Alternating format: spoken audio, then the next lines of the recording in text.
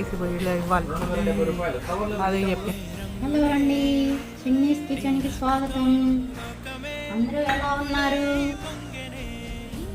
మీరందరూ బాగుండాలని కోరుకుంటూ అందులో మేము ఉండాలని కోరుకుంటున్నాం.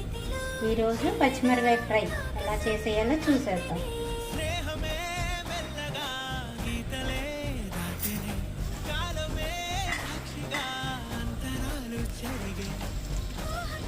ముందుగా కడిగిన పచ్చిమిరకాయలు వేయాలి.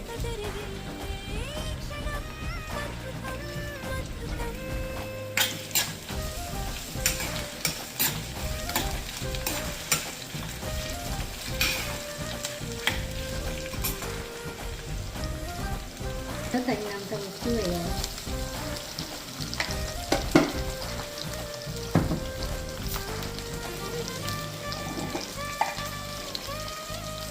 తగినంత పసుపు.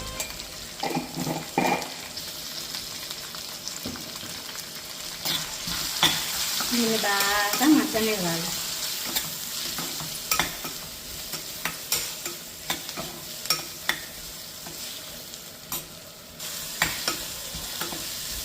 సన్న మంట మూత పెట్టి కాసేపు మగ్గనిద్దాం.